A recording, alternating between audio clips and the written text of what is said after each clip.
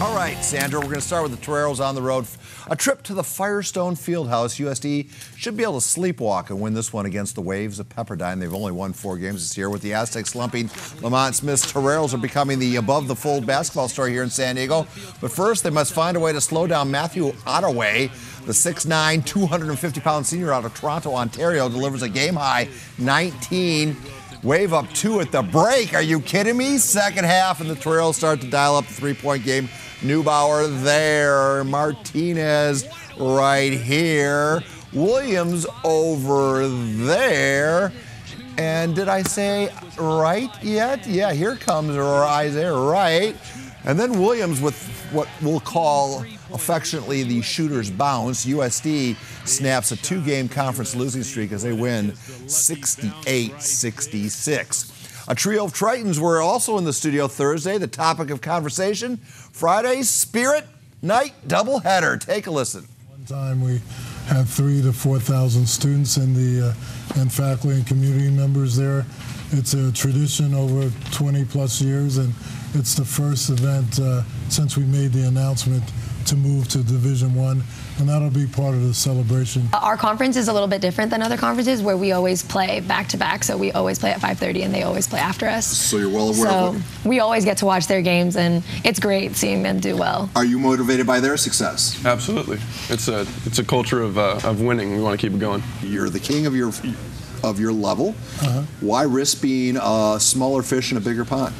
Well, a big part of it is moving to the Big West, which is a conference that has like institutions. UC Irvine, UC Riverside, UC Davis, but the other part is the other benefits in terms of community involvement, branding, alumni engagement. All of those things are important to the university, and we can do that with the move to Division I.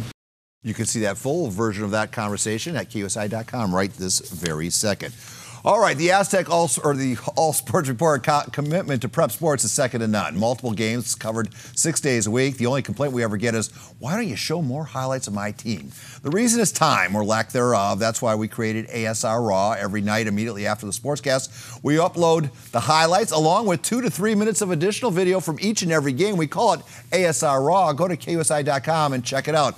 Unfortunately, we must start on a somber note. The Hilltop High community gathering to remember Sean Byrne, a former Lancer football player who lost his battle of brain cancer over Super Bowl weekend. Sean was diagnosed in July of 2016. Did not wallow in his sorrow, though. He spent the rest of his life creating a foundation called Rivers of Hope Cancer Project. His mission was to reach out and help fellow cancer patients and deliver this message: you are not alone. He was such a funny guy, always cracking jokes no matter the situation. When he was at the hospital, we would always be laughing together. And with his hope was to show people that even when you're struggling and even when you're having a difficult time, you can still think about other people and try to do things to make their lives better. He was always such a uplifting person. All the people that were brought out here today were affected by him in positive ways. This is just a remembrance of that he's going to live on. Sean Byrne! Yeah! Thinking about you, Lancers. Starting up our prep six-pack on the pitch at Oceanside. It's senior night at John Carroll Stadium. The Pirates playing host to Mission Hills. 20th minute. It's Jacob Boonrow with the beautiful floater to give the Pirates a 2-0 lead. But watch as Eric Ponce sneaks it through the corner kick. He scores twice, including the game winner. Final 3-2 Mission Hills. Over at El Camino, RBV road tripping to face off against the Wildcats. 59th minute, El Camino's Michael Feliciano finds himself wide open for the score. 1-0 at this point, but Longhorn sophomore Manuel Benitez proves to be too much for the Wildcats. He would score twice. The final 4-2 RBV on top. On the girls' side of the things, Hoover Lady Cardinals taking on Morse late in the second half. The Cardinals, Daniela Galarraza passes to Ariana Vidal, who scores. We're tied at 1. 2 minutes later, Tiger Emily Patoas takes a free kick from 44 yards out and scores. Final 2-1 Lady Tigers. They are your Central League champs. Time to head over to Hardwood. Escondido Adventist hosting Warner. This one, we're just going to show you this.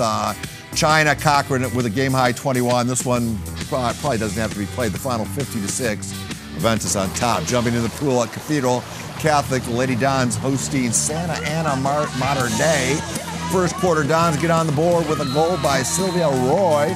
Second quarter, is it Sylvia Waugh? Someone tell me, give me that pronunciation. That's Monarchs' Nicole Kresic scoring to get in the upper quarter. Mater Dei wins it big, the final 16-7. And we'll finish up at Ramona. The Fallbrook Warriors 4-0 taking on the Ramona Bulldogs 4-0. Ella Hearn scores twice for the Warriors, but Ramona's Maddie Schwegler counters with 4 Bulldog goals. This game is tied at 5 with 35 seconds left. Watch as Ramona's Avery Campa gets her second goal, the go-ahead score, the final 6-5. Lady Bulldogs remain undefeated in conference play, now 5-0.